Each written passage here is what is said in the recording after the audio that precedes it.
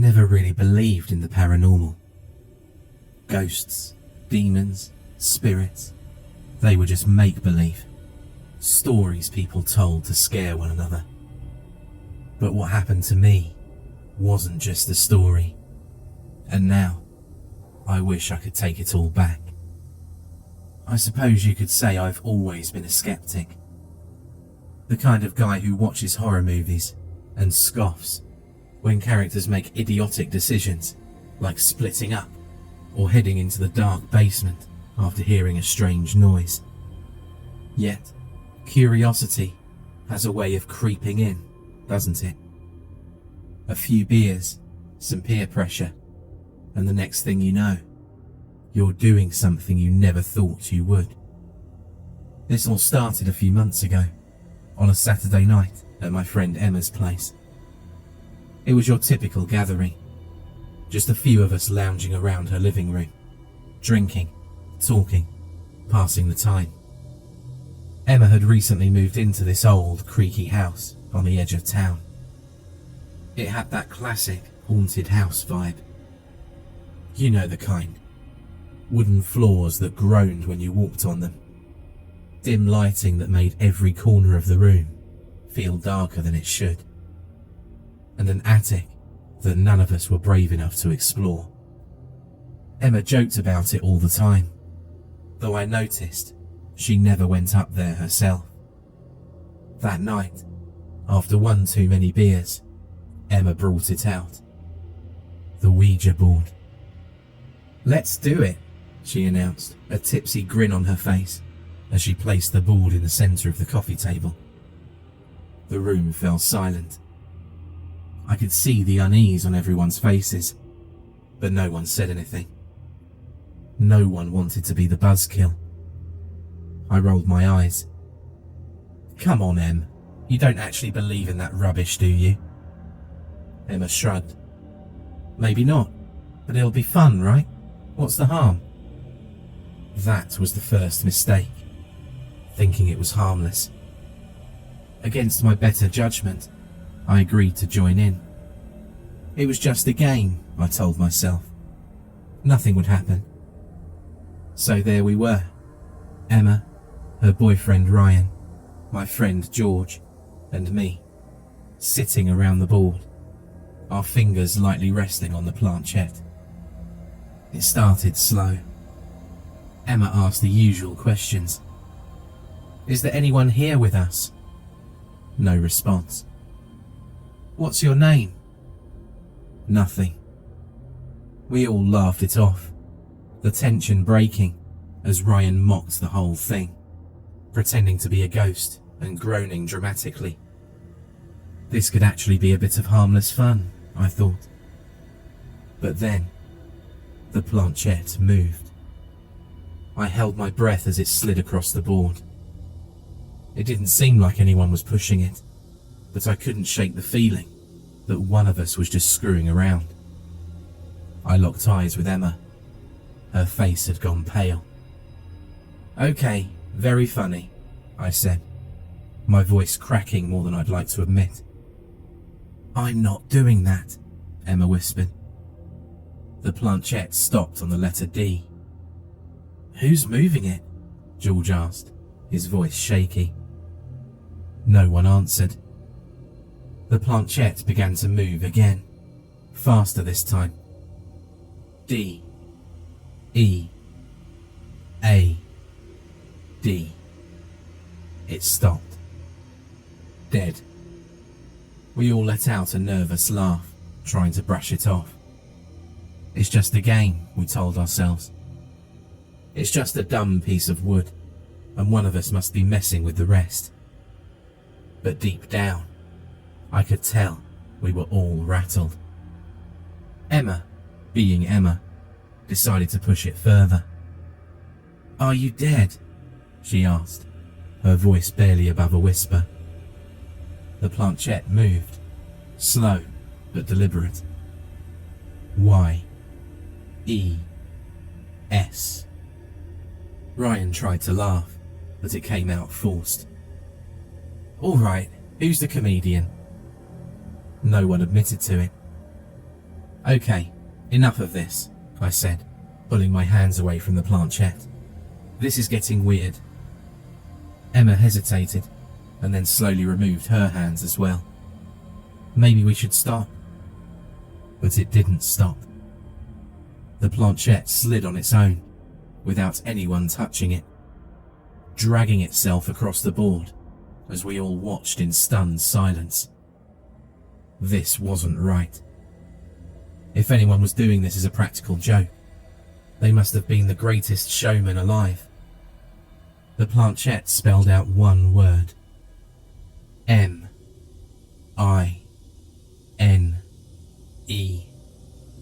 I didn't want to play anymore. Who's doing this? George cried, standing up, his face drained of colour. I stood up too, backing away from the table. This isn't funny. Who's messing with us? Before anyone could answer, the lights flickered with a harsh electrical sound. Then they went out completely, plunging us into darkness. For a moment, no one spoke. We just stood there, frozen in the blackness, listening to the sound of our own breathing. I reached for my phone to turn on the flashlight, but before I could, a lone sound rung out in the room. A slow, deliberate knock. It was coming from upstairs. I wanted to tell myself it was just the house settling, or maybe a tree branch scraping against the window. But this wasn't that. This was something else. The knocking was steady, rhythmic, almost like someone was deliberately signalling us. "Emma?" I whispered, my voice barely audible to me over the pounding of my heart. I don't know," she stammered, her eyes wide, glancing towards the ceiling. "No one's upstairs. No one's been up there." The knocking grew louder, more insistent, and then it stopped, just as suddenly as it started. The silence that followed was the worst. We were just waiting for something else to happen, and sat motionless for what felt like minutes. But nothing. Were we just being spooked by some strange coincidences? Ryan, ever the skeptic, tried to laugh it off. "It's probably just the pipes or something. These old houses make weird noises." But even he didn't believe that. We all stood there in the dark, no one knowing what to do. Eventually, the lights flickered back on, but the relief I expected never came. Instead, there was only dread. Because now, we could see that the Ouija board had changed. The planchette was resting on the letter G. What does it want?" George whispered, his voice betraying the fear that he must have been feeling in that moment. As if in response, the planchette moved again, this time faster, almost aggressively. G-O-N-E.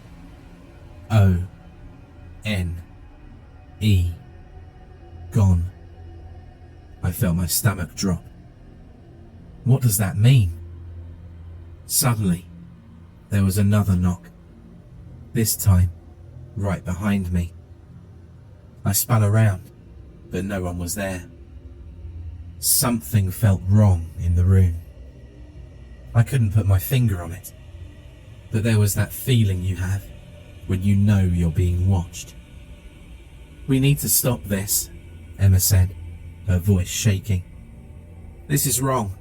We should never have..." Before she could finish, the door to the basement across the room creaked open, slowly, like we were being invited in. "No," George whimpered. "No, no, no."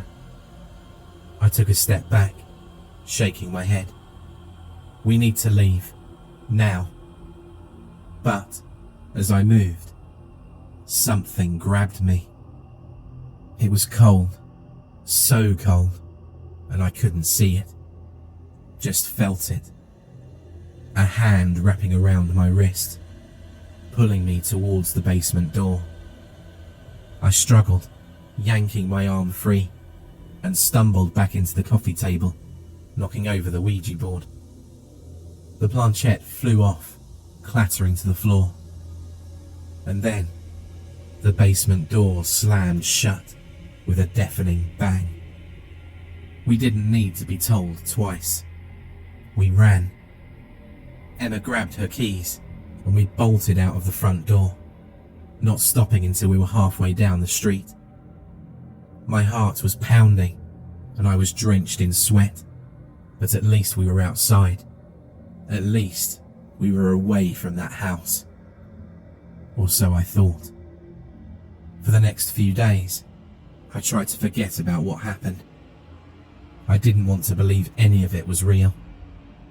I tried to convince myself that it was just a coincidence, that the power outage and the noises were all part of some strange but explainable series of events. But deep down, I knew the truth. Something had followed me. It started with the little things at first. Doors creaking open in the middle of the night.